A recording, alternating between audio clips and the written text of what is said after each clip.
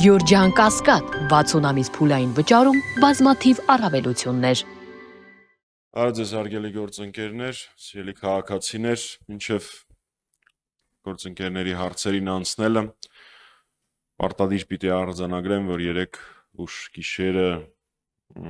դատարան ապօրինաբար քաղաքական ճնշումների համատեքստում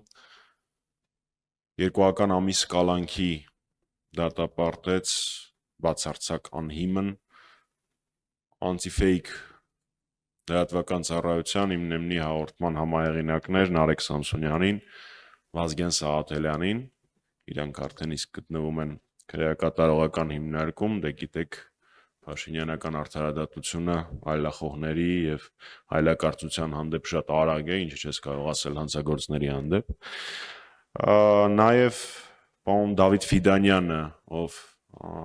անտիֆեյք լրատվական ծառայության աշխատակից է 3 ձերբակալվել է, իսկ այսօր առավոտվան ձերբակալվել է նույն լրատվականի անտիֆեյքի աշխատակից Իշխան Խոսրովյանը։ Ուստի այս իրադարձությունները մենք պարտավոր ենք դիտարկել երկու հարթության մեջ։ Առաջին հերթին դա այլախոհների դեմ հետապնդումներն են ուժային, իրավական, դատական համակարգի օգտագործմամբ, ինչը նոր չի Փաշինյանի պարագայում, եւ երկրորդ, որը նույնպես այդքան էլ նոր չի, դա լրատվականների ԶԼՄ-ների նկատմամբ հետապնդումներն ու ճնշումներն են, որովհետեւ ինչպես գիտեք, արգելավվել է անտիֆեյք լրատվական ծառայության ողջ տեխնիկան, կամերայից մինչև շտատիվ, մինչև համակարգիչներ եւ այլն, այսինքն նպատակը ոչ միայն անձամբ Վազգենին եւ Նարեկին լրացնելն էր, այլ նաեւ լրատվականի գործունեությունը կասեցնելը։ Բնականաբար սրա մասին մենք տեղեկացնելու ենք մեր բոլոր միջազգային գործընկերներին, ակնկալում եմ, որ ինչպես եւ նախորդ անգամ Նարեկի եւ Վազգենի ձերբակալության եւ կանոնավորման ժամանակ մենք իհարկե շատ ավելի արձագանք կունենայինք միջազգային, բայց այդ արձագանքը առկա էր որոշ դրսևորումներով, մի քանի զեկույցներում, ակնկալում եմ, որ այս պարագայում նույն տրամաբանությունը կլինի, ազատություն բոլոր քաղբանտարկյալներին։ Հիմա կարող ենք անցնել հարցերի։ Հանրային երկրորդ հեռուստաընկերություն։ Պարոն Մամիջանյան, երեկ Նիկոլ Փաշինյանն իր եզրափակիչ ելույթում բյուջեի քննարկումների ժամանակ հայտարարեց, որ այդ անձանց առաջնորդած ուժերը չպետք է լինեն խորհրդարանում։ Խոսքը երկրորդ եւ երրորդ նախագահների եւ իրենց թիմերի մասին է եւ որոշ ուժերի առանց անուններ տալու անձանց անվանեց ազդեցության գործակալներ։ Ձեր կարծիքը։ Հայաստանի Հանրապետության քաղաքացիների 30 քանի տոկոսը նայած որ հարցումն ենք վերցնում։ Այսինքն ամեն երրորդ մարդ, ամեն երրորդ քաղաքացին Հայաստանի Նիկոլ Փաշինյանին հավանում է դավաճան։ Ոչ թե դժգոհայրաքաղաքականությունից համարում է, որ սա պետքա փոխել։ Ամեն երրորդ քաղաքացին համարում է Նիկոլ Փաշինյանին դավաճան։ Դավաճանից նման բան լսելը զարմանալի չի։ Ինքը իր թե գործունեությամբ է ցույց տվել, թե ինքը ինչպես է այլ երկրների օրակարգը սպասարկում, եւ թե օր-օրի ի հայտ եկող փաստերը 2018 թվականի իրադարձությունների վերաբերյալ ակնհայտ են դարձնում, թե ում պատվերն էր կատարում Փաշինյանը, ով է վարժեցրել Փաշինյանին ու մինչ օրս ովքեր են Փաշինյանի կուրատորները, այդ մեկ։ Երկրորդ, Նիկոլ Փաշինյանը ոչ միայն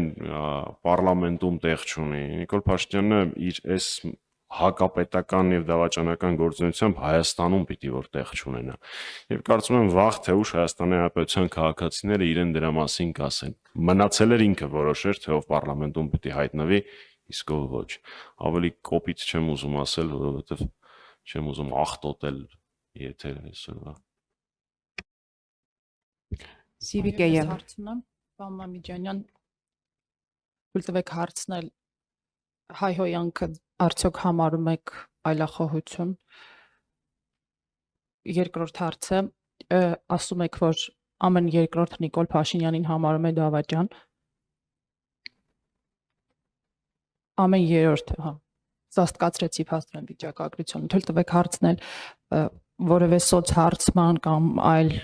հասարակական կարծիքի ստուգման տվյալներ ունեք, թե մասնավորապես ամեն երրորդը, չորրորդը կամ 10-րդը ինչ է համարում պարոն Սերժ Սարգսյանին, եւ երրորդ հարցը ձեր թույլտվությամբ պարոն Սարգսյանը ոդքասթի ժամանակ անդրադառնալով մասնավորապես 2019 թվականի հունիսին առաջարկված փաստաթղթին ասաց, որ այն մոտ 8-9 ամիս առաջ տեսել է, խնդրում եմ ասել, եթե տեսել է պարոն Սարգսյանը, արդյոք դուք եք տեսել եւ եթե տեսել եք, ինչու եք հապաղում այն հրապարակել։ Շնորհակալություն։ Առաջին Հայաստանի Հանրապետության քաղաքական դաշտ հայհոյանքը, զազրախոսությունը, սուտը, պլինտուսի մակարդակից ցածր քննարկումները բերել է քաղաքական դաշտ Նիկոլ Վովայի Փաշինյանը։ Ես հայհոյանքին քաղաքական դաշտում վերաբերվում եմ բացասական, որովհետև ես մեծացել եմ մի միջավայրում, որտեղ հայհոյանքի համար ընդունված էր պատասխան տալ։ Եվ առհասարակ ցանկացած խոսքի համար ընդունված էր պատասխան տալ։ Ինչը Փաշինյանի մասին մեղմ ասած չես ասի։ Նաև ես հայտարարակ բացասական եմ վերաբերվում այն մարդկանց, ովքեր մասնավորապես Ալեն Սիմոնյանին, ովքեր փոխանակ հաղորդում տան իր իսկ վիրավորանքին պատասխանած տղերքին, որովհետև առաջին վիրավորանքը հրապարակային հնչեցրել է Ալեն Սիմոնյանը։ Եկեք մի հատ բոլորս միասին հասկանանք, այդ ինչքանով է դրամաբանական ինքդ վիրավորանք հնչեցնես քո Facebook-յան էջում, զբաղեցնելով ազգային ժողովի նախագահի պաշտոնը։ Ստանաս դրան պատասխան, որտեղ գնաս հաղորդում ներկայացնես։ Ես դա որևէ տիրույթում չեմ կարողանում ընկալել, ոչ իրավական, ոչ բարոյական։ Ես նաև չեմ կարող հասկանալ, եթե պարոն Սիմոնյանը այդքան սիրում է հետամուտ լինել նմանօրինակ գործընթացներին, ինչի Արտուր Հովհաննիսյանի դեմ հաղորդում չի ներկայացրել։ Լավ, հասկացանք վրան չի կարողանում։ Թող գնա հաղորդում ներկայացնի։ Երբ ինքը խոստանում էր Հայաստանի Հանրապետության քաղաքացու ականջներ կտրել, վիզ կտրել եւ այլն եւ այլն, ընդ որում դեպքեր կան, որ նույն բառացի նույն արտահայտություն արած քաղաքացին հիմա քրեական գործով անցնում է, եթե չեմ սխալվում, դատական փուլում արդեն։ Բայց Արտուր Հովհաննիսյանի դեմ գործի հարուցումը մերժվել է։ Այդ դա է իմ վերաբերմունքը։ Նաև այսպես ամփոփելով, հա, Հայաստանում հայտնի է, Հայաստանի հասարակական դաշտում հայտնի է զազրախոսությամբ եւ հայհոյանքով Վարդան Ղուկասյանը դոգմա կանոնով։ Բայց ինչպես ես նշեցի, առաջինը Փաշինյանն է Հայաստանի քաղաքական դաշտ դա բերել ու ոնց որ թե Փաշինյանը դառնում է դոգ 1.0 էլի 0-ական վերսիան այդ ամեն ինչի։ Այդ առաջին հարցը։ Երկրորդ, ես շատ հարցումների եմ տիրապետում, թե հրապարակված, թե չհրապարակված։ Ես գիտեմ, որ Հայաստանի Հանրապետության քաղաքացիներից յուրաքանչյուրը անկախ իր վերաբերմունքից նախագահ Սարգսյանի նկատմամբ այդ թվականներին ապրել է ապահով երկրում։ Այդ թվականներին կարողանում էր ազատորեն գնալ Արցախ, Ղազանչեցոցում մոմ վառել։ Այդ թվականներին մեր հիմնական հասարակահաղաքական ամենալայնամասշտաբ ցույցերը էլեկտրաէներգիայի գնի հետ թանկացման հետ կապված էին, Մաշտոցի պուրակի հետ էին կապված։ Երանի ենք, չէ՞, ոնց որ տալի են ժամանակներին, երբ որ մեր երկրի հասարակական խնդիրները դրանք էին։ Այնպես որ դա է իմ ընկալմամբ Հայաստանի Հանրապետության քաղաքացու վերաբերմունքը նախագահ Սարգսյանին։ Եվ վերջին կետը թվերով լինի, հա, երևի։ Նախագահ Սարգսյանը ուղիղ մեկ շաբաթ առաջ այսօրը 7 ժամանոց ոդկասթի է մասնակցել։ Այդ ոդկասթը այսօր առավոտյան ուներ 250,000 view։ 7 ժամանոց ոդկաստ։ Եվ մի շաբաթ Հայաստանի ամբողջ հասարակական դաշտը օրակարգը թելադրվում էր նախագահ Սարգսյանի ոդկասթին հնչեցրած մուտքերով։ Եվ եւս մեկ կարևոր ձեռքբերում, վերջապես կարողացանք կորզել Փաշինյանին, ստիպել, որպեսզի ինքը խոստանա, որ մինչև տարվա վերջ ինքը կհրապարակի բանակցային փաստաթղթերը։ Դա իհարկե հաշվի առնելով Փաշինյանի խոսքի արժեքը, տենց առանձնապես իրավիճակը չի փոխվում, բայց ամեն դեպքում գոնե խոստում կարողացել ենք կորզել։ Ես նաև 19 թվականի բանակցային փաթեթի վերաբերյալ հարցին կանդրադառնամ նաև այս տեսանկյունից, թե նամակի մասին, որի մասին խոսում է Փաշինյանը։ Ոչ 19 թվականի փաթեթը ես չեմ տեսել։ Մոտավոր բովանդակությունը, մոտավոր հիմնական շեշտադրումները գիտեմ։ Գիտեմ, որ դա մի փաստաթուղթ էր, որի վրա աշխատելով, որը որպես բանակցային հիմք վերցնելով, հնարավոր էր Հայաստանի համար ստանալ այն, ինչը մենք ցանկանում էինք։ Ինչ վերաբերվում է նամակին, ես շատ անհամբեր եմ սպասում, թե երբ Փաշինյանը եւ այդ նամակը եւ բոլոր բանակցային փաթեթները հրապարակելու, չեմ պատասխանելու,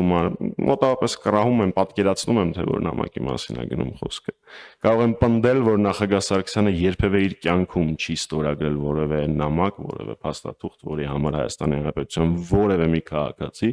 առավել եւս իր թիմակիցներից որևէ մեկը ստիպված լինի ամաչել։ Երբ որ նամակը հրապարակվի եւ բանակցային փաթեթը հրապարակվի, այն ժամանակ դուք իմ ասածներում կհամոզվեք։ Բայց ավարտելով 19 թվականի փաթեթը մի քանի կետով է այական։ Առաջին, որովհետև Փաշինյանը խաբում էր հայ ժողովրդին։ Ասում էր փաթեթ չկա, բանակցային թուղթ չկա։ Մի տարի հետո պարզվեց, ընդ որում էլի ոչ Հայաստանից, համանախագահ երկրներից մեկն է դա հանրայնացրեց, որ արկա է բանակցային փաստաթուղթ համարյա մի տարի է։ Եվ կա եւս մեկ կարևոր կետ։ Ինչի է ինքը մերժել այդ փաթեթը։ Մենք չենք մտնում դաշտը, թե Ադրբեջանը ընդունելու էր, չէր ընդունելու, ընդունել էր, չէր ընդունել։ Շատ էական է, որ դա երևի կարևորագույն կետերից մեկն էր բանակցային գործընթացի եւ ձախողումներից մեկի Փաշինյանի, որ ինքը հայկական կողմը դարձրեց ապակառուցողական, մինչեւ այդ նախապայման դրեց համանախագահների առաջ։ Հետո արեց հայտարարություններ, որոնք բանակցային գործընթացը խիստ վատ ուղով էին տանում։ Հրաժարվեց հիմնարար սկզբունքներից, սկսեց օգտագործել ինչ-որ ամորֆ եզրույթներ, արդարություն, իրավունքներ եւ այլն եւ այլն։ Եվ այդ ամենը ավարտվեց նրանով, ինչով որ ավարտվեց։ Այդ դրանով է էական հրապարակումը բոլոր բանակցային փաստաթղթերի, այդ թվում նաեւ 19 թվականի